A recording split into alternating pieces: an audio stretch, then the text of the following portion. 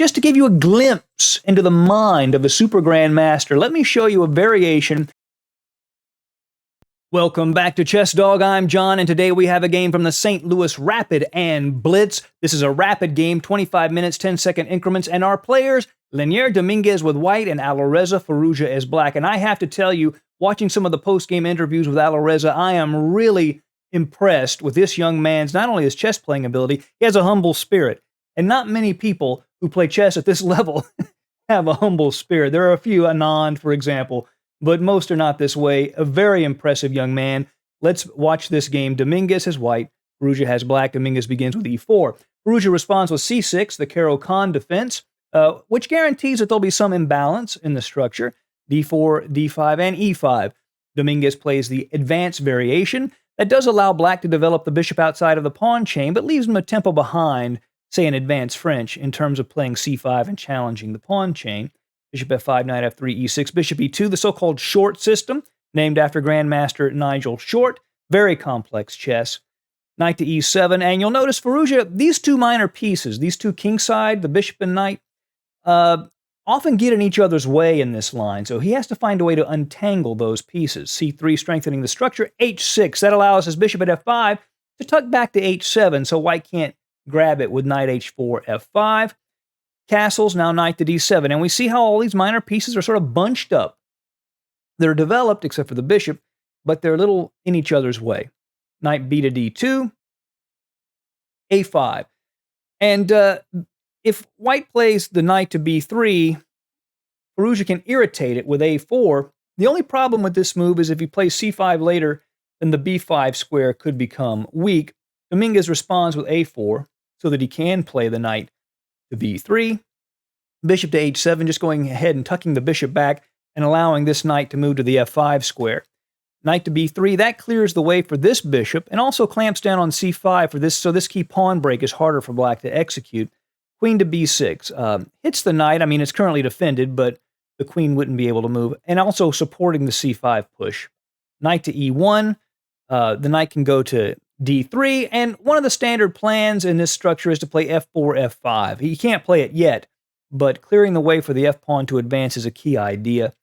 Knight to f5, and now bishop to d3. This is a novelty from Dominguez. There are other options. g4 is an untried option, and knight to d3 would have also been a decent reply, but Dominguez plays bishop to d3, challenging this diagonal, this knight, and this bishop at h7. Bishop to e7, Firouzja's pieces are beginning to get out, slowly but surely. Knight to d2, the knight comes back, and now g5. And the idea is that he's sort of potentially attacking on the king side with the h and g pawns. However, Alireza himself in the post-game interview was critical of this move of his.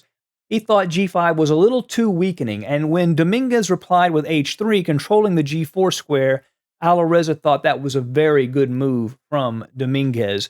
And it is. It's very hard for these two pawns to advance. And if they can't advance, they do become a weakness. Now, he responded with knight to h4. But just to give you a glimpse into the mind of a super grandmaster, let me show you a variation he calculated that he talked about after the game. During the game itself, remember, this is rapid, 25-minute, 10-second increment. This is a head-spinning variation, and I'm not going to try to explain it because I can't explain it. The idea is c5, knight d to f3, pawn takes, and then this line, g4, Firouzja has black, knight to g3, fg3, dc3, check, discover check, rook to f2 to block the check, bishop to c5 to attack again, queen to e2 to defend, cb2, bishop b2, and then after bishop takes, queen takes, king takes.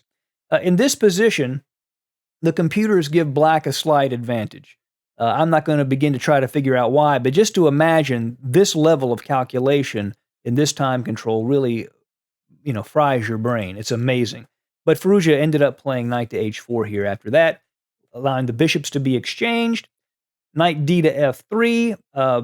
G3 was a pretty good move, and after this, it's still very hard for black to advance these pawns. That's really the key for white, to keep those pawns from being able to advance.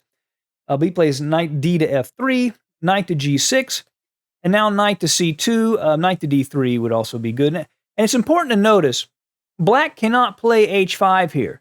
because the knight and the bishop would would hit g5 and capture it. So it's the pressure on g5 that keeps these pawns from being able to advance. So Firouzja plays queen to a6, and that controls this key diagonal, putting the queen on a square where it controls light squares. Dominguez responds with knight f to e1, but notice, while it prepares the move f4, it weakens the pressure on the g5 square. Now, Firouzja can go ahead and play h5, which he does. And now black is beginning to generate some real pressure on the king side. If Dominguez plays knight to d3, then after g4, black would be pressing. G3 is what was played in the game, so that after g4, which was played, h4, and white has succeeded in keeping any lines from being opened, but this space still is very important, and the fact that this square is weak becomes very important later. f6, pawn takes, knight takes, bishop g5. Now watch this, knight to e4, bishop takes, rook takes. Now I want you to look at this knight at e4. A very strong piece, almost impossible to challenge it, because you can't play f3 because the g4 pawn here controls that square, and neither of these knights can arrange itself to challenge that knight on e4. So that knight on e4, very powerful. Dominguez plays knight to d3, aiming at c5 and e5. Castles. Firouzja is beginning to mobilize his forces for a kingside attack. Rook to e1 and e5. Now remember, this was a pretty fast time control. So at this point, Dominguez is actually under a minute, and he's playing on his increment. And that means Firouzja has a huge advantage here. Huge advantage. He has plenty of time. DE5, rook to f8, aiming at the f2 pawn. Queen to b6, hitting b2 and f2 is also a decent move.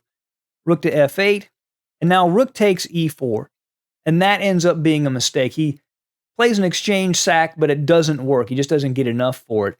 After pawn takes, knight to c5. Now, obviously, that move hits the queen, but there is no fork, and the queen just moves to c4. And here black is up in exchange, and he, still has his strong position.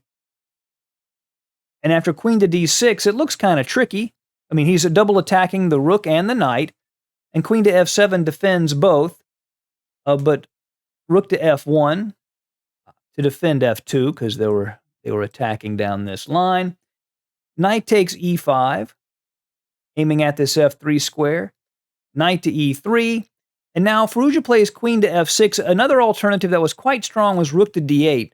Now this looks like a blunder at first because white can play knight takes b7, which hits the rook, and if the rook takes the queen, knight to d6 check forks the king and the queen. But instead, black can just play rook d to d7, and that keeps the attack on the knight and the queen. And after, say, queen to c5, just king takes knight, it would actually win a piece in that case. But Dominguez just didn't have enough time either way. Queen to f6 and queen to d1. And in this position, with all of these threats, Dominguez resigned with very little time on the clock. You can see Firouzja's up in exchange, has threats of knight to f3 check, and the rook going to d8. The game is clearly over. So a real glimpse into the genius of Alireza Firouzja. I hope you enjoyed it. See you again soon. Bye.